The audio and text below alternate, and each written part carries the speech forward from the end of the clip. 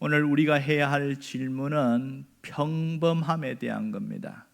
여러분, 평범하면 투명 인간인가 하는 거예요. 이 평범함이라는 단어를 프랑스어로 번역하는 것을 보니까 산중턱, 외딴 구석에 갇혀 있는 상태, 이렇게 얘기해요. 여러분, 산중턱에 갇혀 있으면 누가 알아요, 몰라요? 아무도 모르죠. 그러니까 평범하면 사람들 눈에 잘 띄지 않습니다. 요즘 경쟁 사회, 특히 앞만 보고 질주하는 이 무한 경쟁의 사회에서는 능력 위주입니다. 능력 있는 사람이 이기고 특출한 사람이 이기고 그런 현실을 살아가고 있습니다. 하지만 있어도 없는 듯 없어도 그만인 그런 평범한 사람은 인간 취급받지 못하는 그런 현실 속에 살아가고 있습니다. 이것이 부당하고 부적절한 모습이지만 우리가 살아가는 현실입니다. 세상에서는 찬사받는 사람, 그리고 눈에 띄지 않는 사람, 누가 더 인정받을까요? 당연히 눈에 띄는 찬사를 받는 사람이죠. 세상은 비범하면 성공하고 평범하면 실패한다는 이분법 구조를 가진 사람들이 있습니다. 그런 사람들은 끊임없이 경쟁하고 끊임없이 남들을 짓밟고라도 일어서려고 합니다. 그런데요, 이 평범함 속에는 비범함이 있다는 것을 모르기 때문에 그렇습니다. 사람들은 비범함을 부러워합니다. 비범한 사람을 부러워해요. 하지만 평범한 일상 속에 비범함이 숨어 있다는 걸 잘 모르는 경우가 많습니다. 세상에 비범한 뛰어난 사람들이 처음부터 그렇지 않았거든요. 처음에는 모두 평범한 사람이었습니다. 넷플릭스에서 주관했던 그 흑백 요리사 제1탄에 보면 권성준 씨가 1등을 했는데요. 이분은 10년 동안 주방과 집만 오가며 요리를 했다고 했어요. 이분은 흑백 요리사에 대해서 참가해서 1등 했는데 그는 10년 동안 평범한 사람이었습니다. 그냥 여러 요리사 중에 하나였습니다. 그런데 그 평범함이 이 흑백 요리사라는 대회 속에서 비범함으로 드러나게 되었습니다. 2024년 한국의 노벨 문학상을 받았던 사람이 있지요. 한강이라는 작가입니다. 이 사람은 채식주의자라는 그 책을 통해서 또 노벨 문학상을 받았는데 그는 평범한 삶을 이렇게 자기가 이야기했어요. 자기에게는 추운 9년의 세월이 있었다. 지극히 평범한 세월이 무명의 시절, 무명의 사람으로 9년이라는 세월을 보냈다. 그렇게 이야기합니다. 그런데요, 이 한강 작가가 그걸 무슨 얘기냐면 소설과 자신의 생명을 맞바꾸었다. 그런 얘기를 했어요. 그는 글 쓰는 것 외에는 잘하는 게 거의 없습니다. 거의 주부로서도 빵점이고요. 잘하는 게 아무것도 없다고 그랬습니다. 그래서 그는 뭐라고 그랬냐면 글쓰기 외에 모든 것은 가로 안에 다 집어넣고 글자 하나하나를 써나가는 크기에 나는 집중하고 살았다. 누가 봐도 평범한 사람이었는데 그런데 결과가 비범함으로 나타났을 뿐이에요. 그래서 똑같이 평범하지만 어떻게 해서 비범해질 수 있냐? 사람들은 이 사람은 특별한 재능이 원래 있어서 그렇다 그렇게 생각을 합니다. 그런데요, 이것을 연구한 사람들은 그렇게 생각하지 않습니다. 그 비결은 생각의 전환에 있다 이런 얘기를 하는 거예요. 그러니까 평범한 일상에서 비범함으로의 껍질 깨기를 하게 되는 것은 생각의 전환, 패러다임의 전환이 있다는 겁니다. 이 패러다임의 전환이라는 것은 자신이 갖고 있는 사고방식에 대해서 혁명적 변화가 일어나는 것을 말하고 있습니다. 그러니까 이런 사람들은 생각이 바뀐대요. 자기는 평범한데 나는 나 자신의 평범함에 실망하지 않고 평범함 그 자체가 열등하다고 생각하지 않는다. 이렇게 생각의 전환이 탁 일어나는 그때부터 껍질 깨기가 시작된다는 겁니다. 평범함의 자리, 그 자리, 자신의 자리에서 활짝 만개하는 삶도 가치가 있다. 벌써 생각이 달라져 버렸어요. 지금은 평범한 삶인데 여기에서 만개하는 삶도 가치가 있다. 이렇게 생각하는 거예요. 그만하면 괜찮은 삶이라고 생각하고 살아갑니다. 그래서 우리는 이 평범하여 찬란한 것, 작고 사소한 것의 아름다움을 찾을 수 있어야 합니다. 평범한 것이 소중하다는 것을 알아야 되는 거죠. 신달자 시인이 있습니다. 그분이 쓴 칼럼을 보니까 제목이 참 마음에 와닿았어요. 뭐라고 그랬냐면, 평범이 얼마나 복받은 것인지, 탁월한 행운인지 나는 몰랐다. 이게 칼럼 제목이에요. 그래서 눈에 확 띄어서 무슨 얘기를 하는가 읽어봤어요. 그랬더니 이분이 뭐라고 했냐면, 자기가 경랑의 파도도 없고 고요하고 잔잔하고 특별히 내세울 것이 없는 그런 삶을 살아왔는데, 내가 이렇게 살아가는 무슨 의미가 있을까? 남들이 볼 때는 못난 사람으로 여겨질 수 있는데 그런 생각을 했다는 거예요. 그런데 이 삶이 어떤 데를 보니까 내가 살아온 그 삶이 굉장히 소중한 삶이라는 것을 깨달았을 때가 있다는 겁니다. 그것은 자기가 어떤 지인의 아픈 병원에 가서 그 모습을 보면서, 내가 아침에 눈 떠서 일어나고 출근하는 것, 그러면 낮에 사람들을 만나고 점심 식사하고 커피 한잔하고 굉장히 소소한 일상인데 이게 얼마나 귀한 것인지를 알았다는 거예요. 여러분의 병상에 누워있는 사람들, 사경을 헤매는 사람들은 우리가 누리는 평범함을 더 이상 가질 수가 없습니다. 특별히 시한부 인생을 살아가는 사람들은 우리가 아침에 일어나서 마시는 커피 한 잔, 여유있게 함께 누군가 소소하게 대화하는 거 못합니다. 불안한 거예요. 계속 죽음이 자기를 계속 따라오고 있으니까 그 불안과 공포, 또 하나는 고통입니다. 밤만 되면 이 고통하는 거, 몰핀 주사를 맞아도 아프다는 겁니다. 그런 고통 속에 있는 사람들에게는 우리의 평범한 삶이 굉장히 부러워 보이는 거예요. 이 평범함은 어쩌면 그 누구보다 귀한 삶을 살고 있다는 것을 알아야 한다. 이 신달자 시인이 그런 얘기를 하는 거예요. 그분은 이런 얘기를 합니다. 평범한 삶이 너무너무 부러운데 이것은 어떤 사람에게는 탁월한 행운으로 비친다, 이렇게 얘기를 했어요. 그만큼 평범함이라는 것을 지키는 것은 생각보다 쉽지 않다는 겁니다.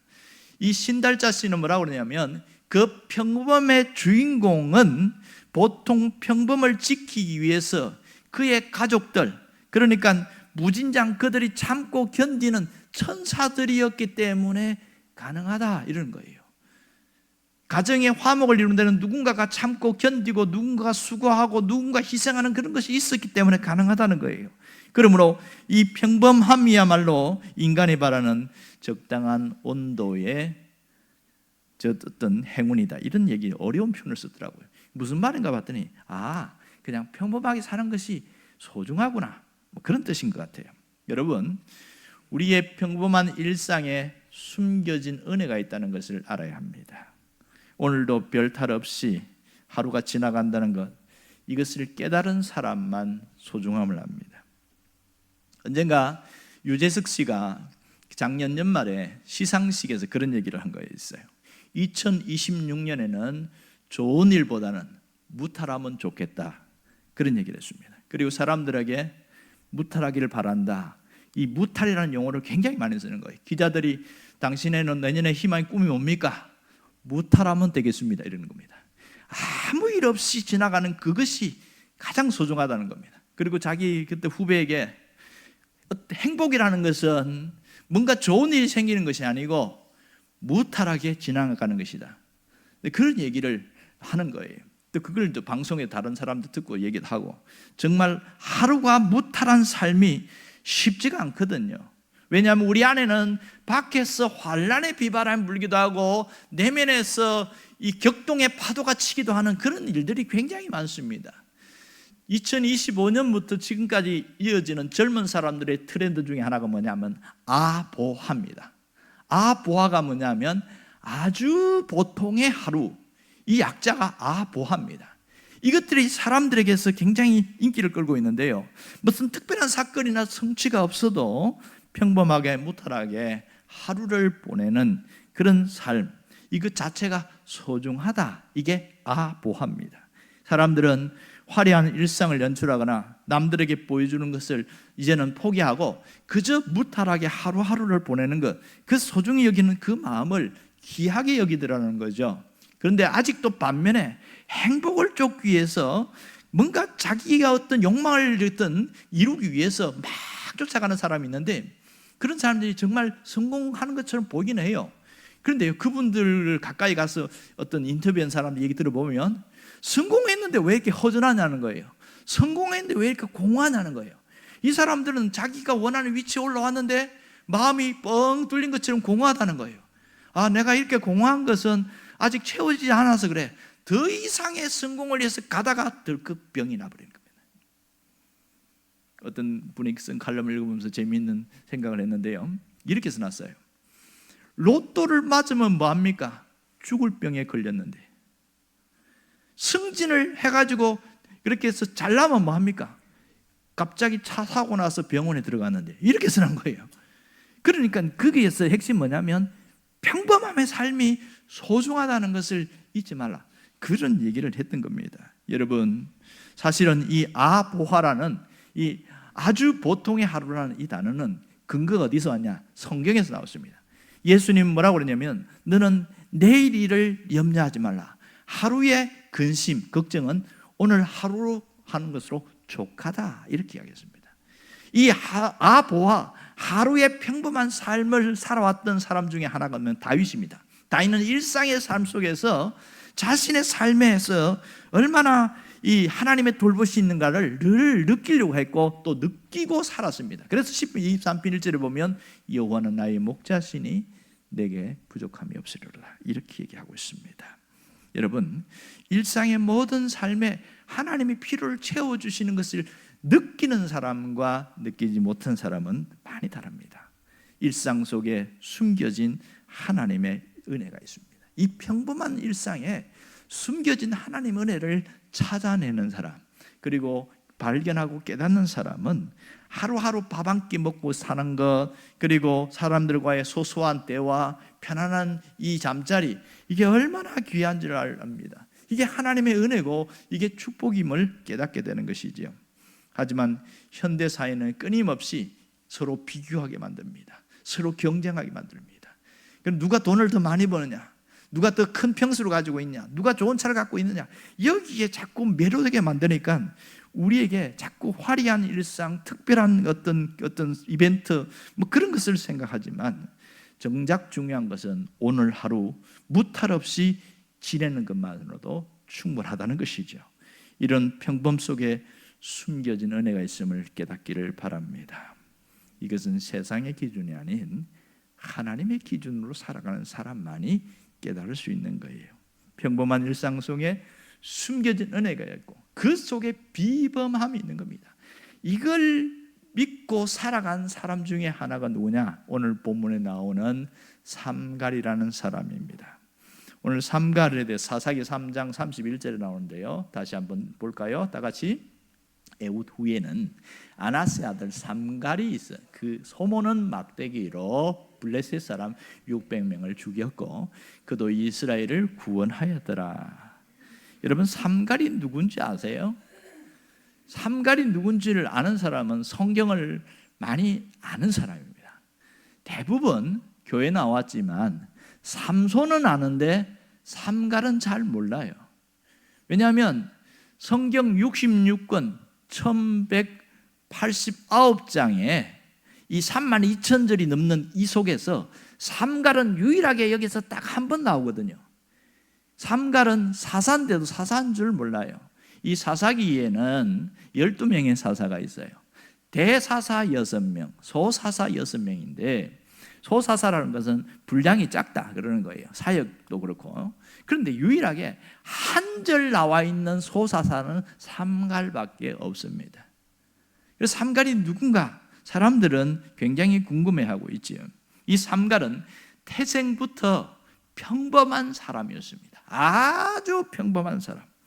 그는 첫 번째 사사인 온니엘과도 비교가 되지 않는 사람이었습니다.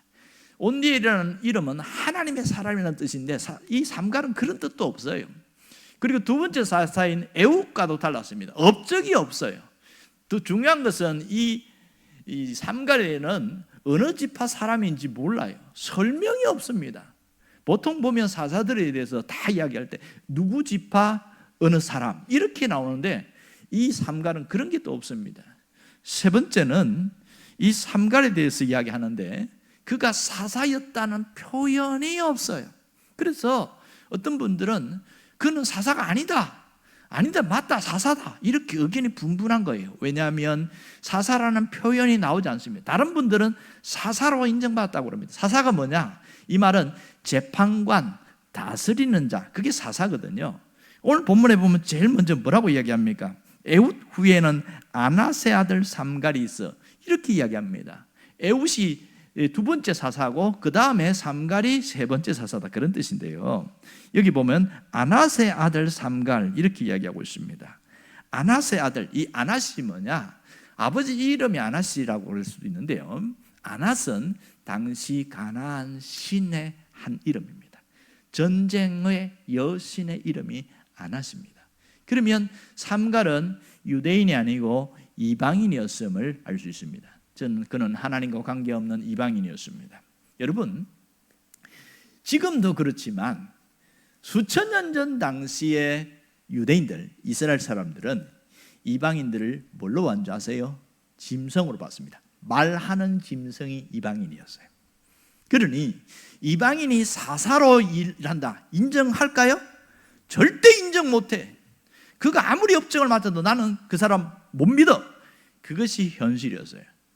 그런데 하나님은 이방인인 이 삼갈을 하나님이 사용하셨다는 거예요. 이게 놀라운 점이죠. 누구도 인정하지 않는 그 삼갈을 사사로 세우셨다는 것이 특징입니다. 그런데 우리가 또 하나 주목할 건 뭐냐면 이 전쟁이 일어났어요. 위기가 닥쳤거든요. 블레셋이 쳐들어왔습니다. 블레셋은 지금 현재 그 팔레스타인 사람들 있잖아요.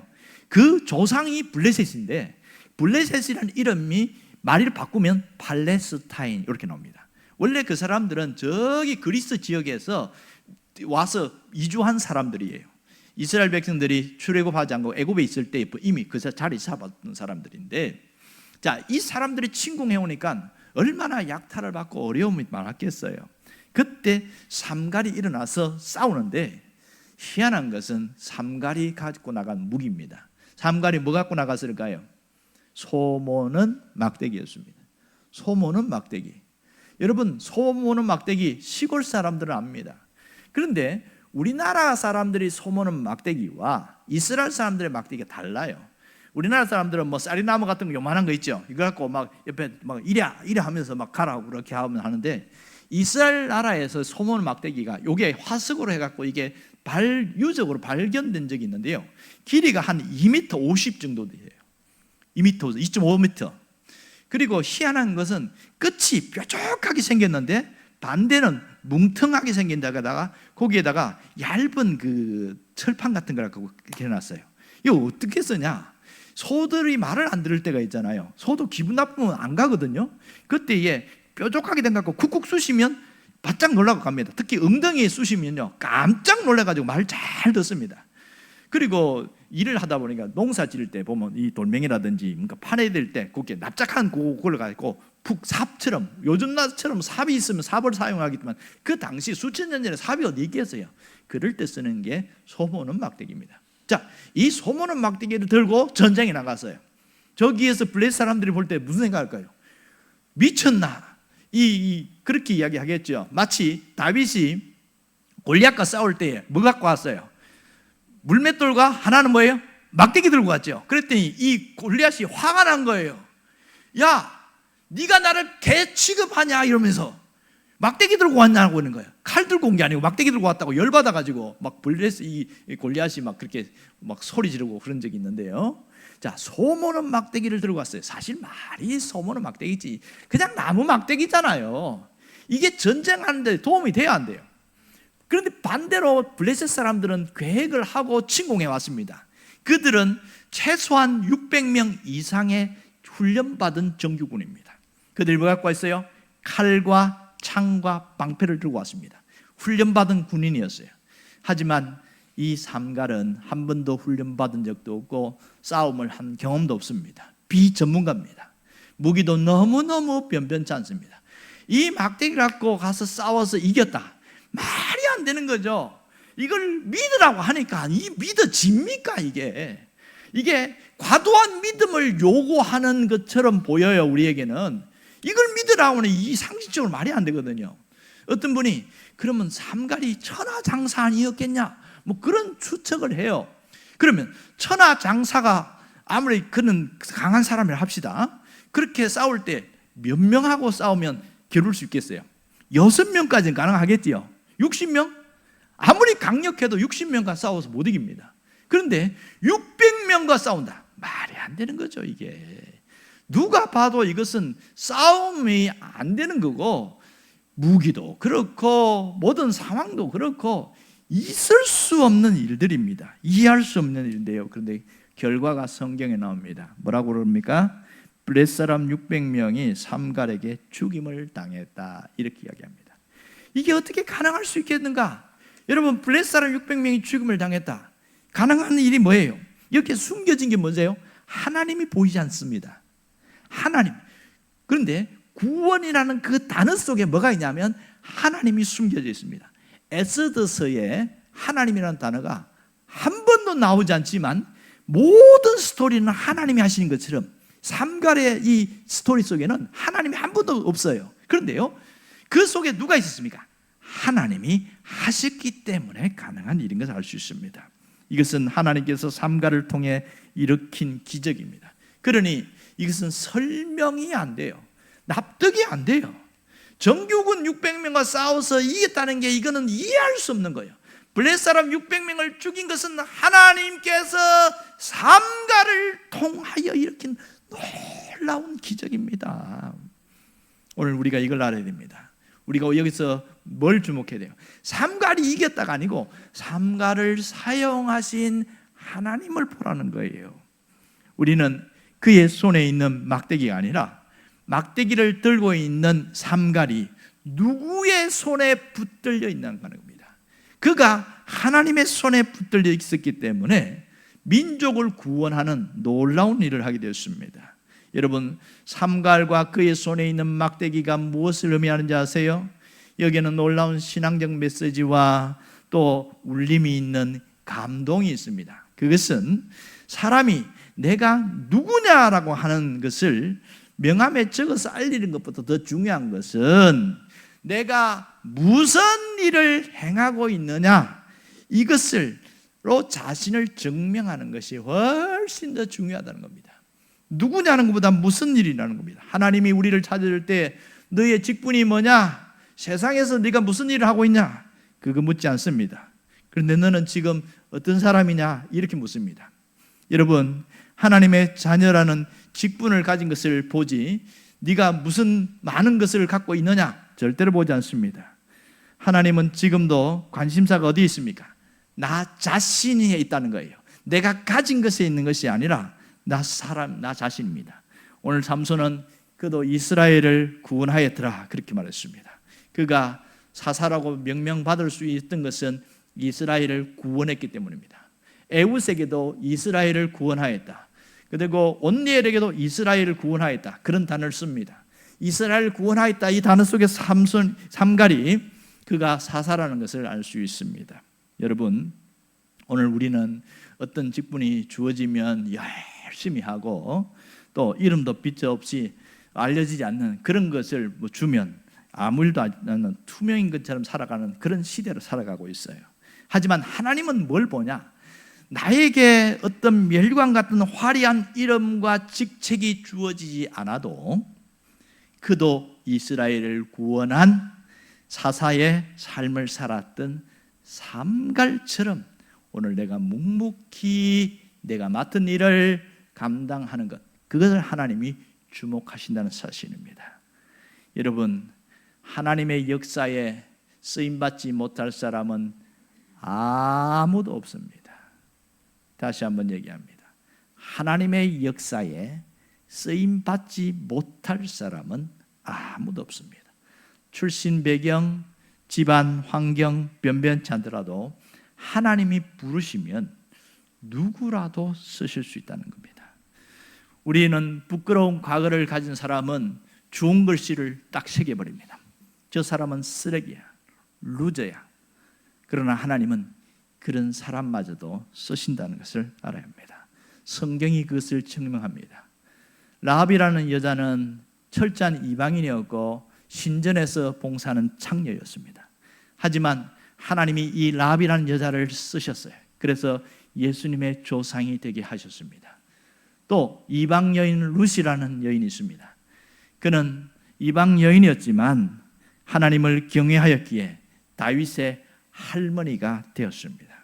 신약에서도 아주 평범하고 공부도 못한 어부 베드로가 나옵니다. 이 베드로는 예수님이 나를 따라오라고 하는 그 말씀을 듣고 모든 것을 버려두고 예수님을 따랐습니다. 그랬더니 그는 놀라운 일을 하는 사람이 되었습니다.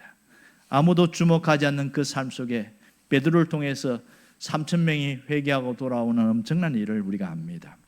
우리가 기억해야 할 것은 하나님의 역사에 쓰임받지 못할 사람은 아무도 없다는 사실을 잊지 말아야 됩니다. 세상은 금수저와 흙수저로 구분합니다. 그래서 금수저는 성공하고 흙수저는 성공하지 못한다, 그런 도식을 갖고 살아갑니다. 그러나 하나님은 금수저이든지 흙수저인지 가리지 않는다는 사실입니다. 하나님은 누구든지 쓰실 수 있다는 겁니다. 하나님 앞에 마음을 열고 하나님께 쏟아내는 사람에게 하나님이 그를 통해 일한다는 사실입니다. 오늘 우리는 어떤 인생으로 살 것인가, 이것을 주목해야 됩니다. 여러분, 하나님 앞에 쓰임받는 인생이 될 수 있기를 바랍니다. 그저 그런 것이 없이, 어떤 사람은 금수저고 집안 배경도 없고 신앙 배경도 좋은데 쓰임받지 못하고 살아가는 사람이 있습니다. 어떤 사람은 믿음이 좋은 신앙의 세대가 2세대, 3세대, 4세대로 거쳐온 사람이 있지만 어떤 사람은 신앙의 1세대인 사람이 있습니다. 중요한 것은 내가 하나님 앞에서 구원받았다는 것, 그것이 감사할 일이고 내가 하나님 앞에 쓰임받았다는 그것이 소중한 일이거든요. 그래서 하나님 앞에 쓰임받는 그 자체를 귀하게 여길 수 있어야 됩니다. 오늘 우리가 중요하게 여길 것은 내 인생의 막대기는 누가 잡고 있는가, 이것을 고민하며 살아야 됩니다. 내 인생의 막대기는 누가 잡고 있느냐? 돈이 잡고 있느냐? 사람이 잡고 있느냐? 세상이 잡고 있느냐? 아니면 하나님이 잡고 있느냐? 그것을 고민하는 것이 중요하다는 겁니다. 삼갈은 별 볼 일 없는 막대기를 갖고 있었지만 하나님이 그의 손을 딱 잡아버리니까 위대한 막대기가 되었습니다. 여러분, 하나님의 손이 만일 없었다면 삼갈은 그저 한두 명 때려눕히고 말았을 겁니다. 우리는 삼갈이 600명을 죽였다고 그러니까 그 전쟁하러 온 사람이 600명밖에 없구나, 그런 생각하는데 실상 그렇지 않습니다. 여러분, 전쟁에서 죽으면 부상당한 사람 많겠지요. 그러면 블레셋 사람 중에 부상당한 사람 적게는 수십 명에서 많게는 200명이 넘는다는 겁니다. 때려 눕혔는데 숨이 붙어 있는 사람이 있다는 거예요. 근데 죽은 사람은 600명이니까 엄청난 이 일들은 하나님이 하신 역사입니다. 그러니 부상당해서 도망간 사람들 다시는 쳐다보지 못하고 삼갈이 살아있는 동안에는 아예 얼씬도 하지 못하는 그런 일들이 있었다는 것을 우리가 알 수 있습니다. 여러분, 내가 누구냐 하는 것보다 더 중요한 건 뭐라고요? 내가 누구의 손에 붙들려 있는가 하는 겁니다. 이것을 우리가 생각하고 살아야 합니다. 여러분, 우리는 하나님의 막대기가 되는 사람이 될 때, 그때는 우리의 인생이 새롭게 달라진다는 사실입니다. 가장 중요한 것은 하나님의 사람, 하나님의 막대기가 되어 있는 사람이라는 사실입니다. 그것이 하나님이 하시는 일을 만들어냅니다. 내가 지금 어떤 일을 하고 있느냐보다 중요한 것은 내가 하나님의 손에 붙들려 있느냐 하는 겁니다. 그 맡겨진 것을 감당하는 데 따라서 결과가 달라지게 되겠죠. 지난번에 우리가 달란트 비유에 대해서 한번 봤는데요. 5달란트, 2달란트, 1달란트. 그 달란트 준 이 주인의 의도가 뭡니까? 맡겨진 일에 최선을 다하라. 그게 주인의 의도였잖아요. 오늘 이 삼갈 보세요. 에훗보다 못한 그런 업적을 냈습니다. 하지만 삼갈은 자기가 맡은 일에 최선을 다했음을 알 수 있습니다. 저마다 사명이 있습니다. 에훗의 사명이 있는가 하면 삼갈의 사명이 있습니다. 목사의 사명이 있는가 하면 평신도의 사명이 있습니다. 집사의 사명이 있는가 하면 권사의 사명도 있고 장로의 사명 각각 다릅니다. 여러분, 교회 직분자를 세우는데요, 특별히 권사를 세우는데 권사의 사명이 뭘까요? 여러 가지가 있지만 가장 중요한 것은 기도하는 일입니다. 집사는 기도 못해도 권사는 기도해야 된다. 이게 모든 통용되는 겁니다. 그런데 권사가 새벽 기도로 안 나온다.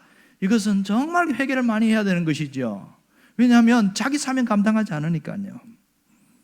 많은 찔림이 있기를 바랍니다. 삼손의 손에 붙들린 것이 별거 없었습니다. 낙이 특별했어요.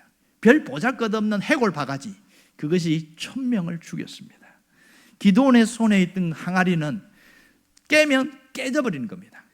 기드온의 항아리, 별 볼일 없는 항아리인데 하나님의 손에 붙들리니까 그 300명이 13만 5천을 죽였잖아요.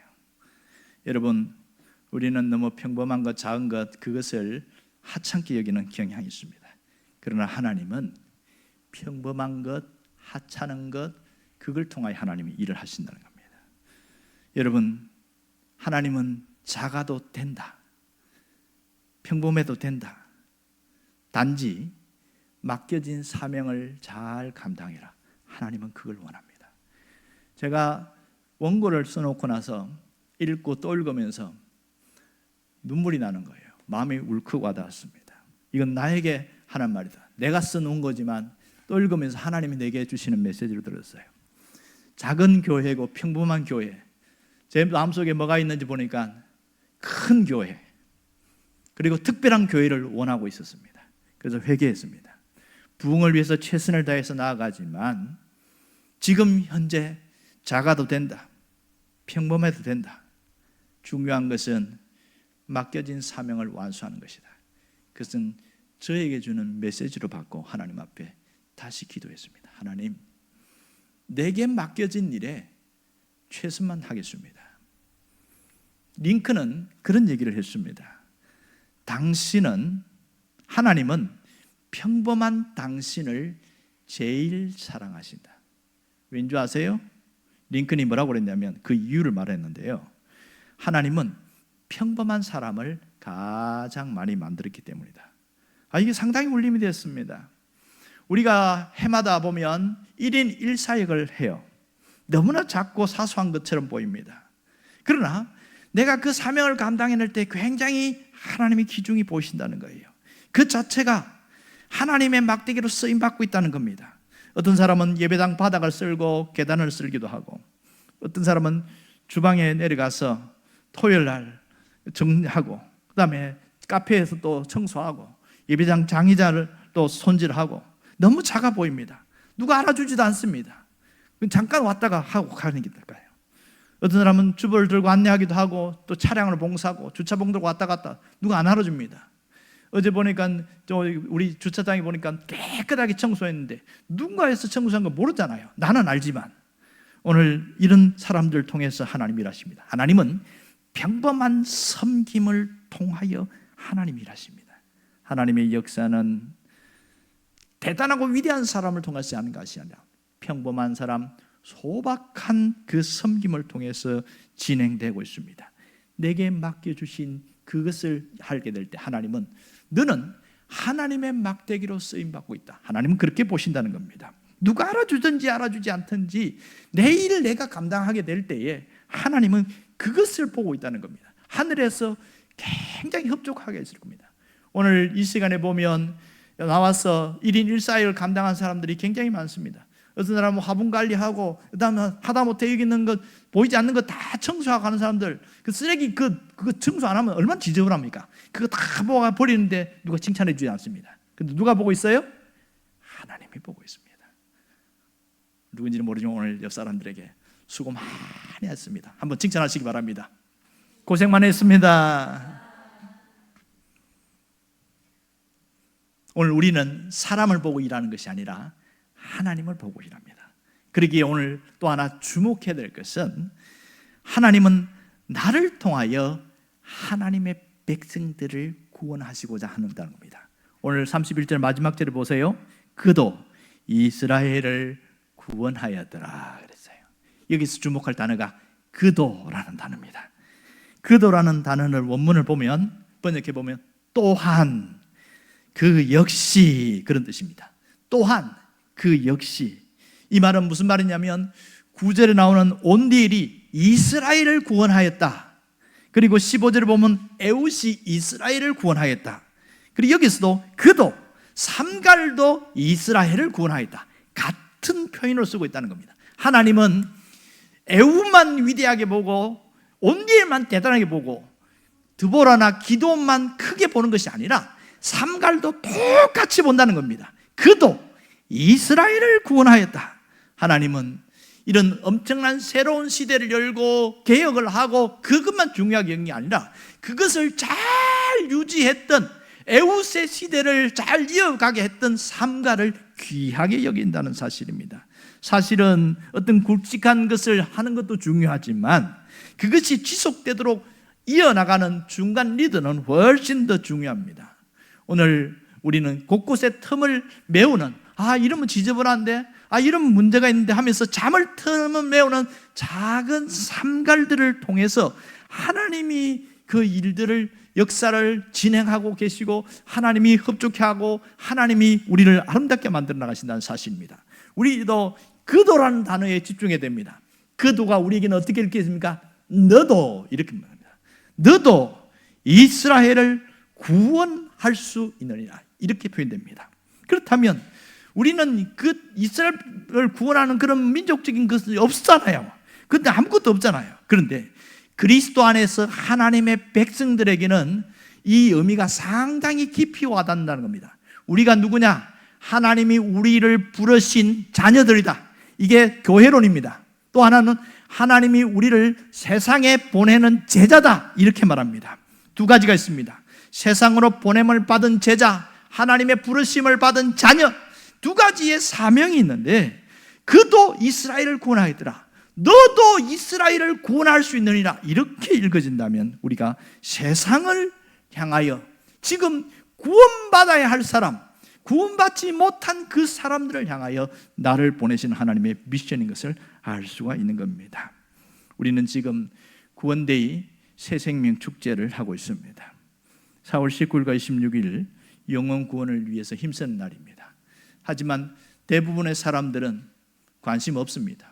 하나보다 가나보다 배가 두 개가 있어가지고 배 때문에 교회가 부흥이 안 된다, 그런 얘기 합니다. 가는가 배, 오는가 배. 여러분, 그러나 그 중에서도 소수의 사람들은 내가 오늘 삼갈이 되겠다고 결단한 그 사람을 통해서 하나님이 일을 하십니다. 여러분이 작은 삼갈이 될 수 있기를 원합니다. 하나님은 내가 하는 일이 대단하지 않아요. 그 사람들 가서 전도지 주면서, 오늘 초청 주면서 우리 교회 잔치 안에 한번 와보세요. 별거 아니잖아요. 그런데 그것을 통하여 하나님이 구원의 역사를 일으킵니다.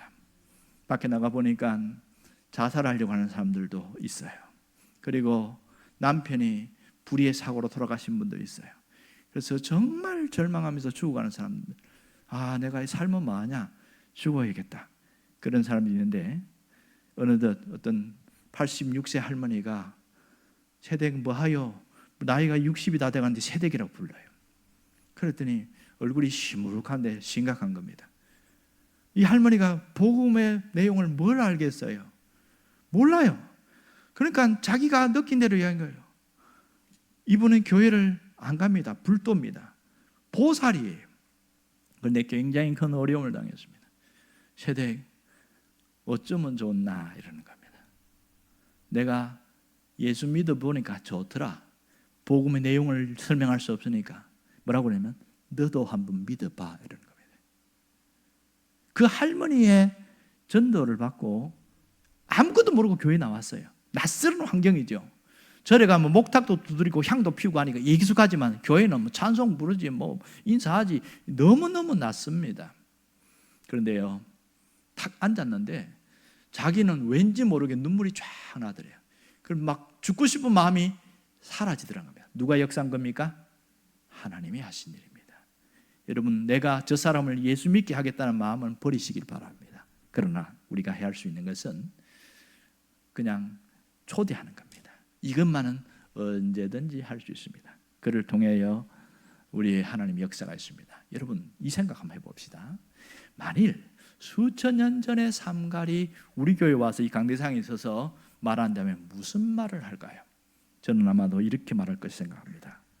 저는 아무것도 아닌 비천한 자였습니다. 하지만 하나님이 저를 사용해 주셨습니다.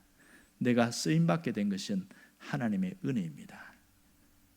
오늘 삼갈이 여기서 무슨 얘기를 할까요?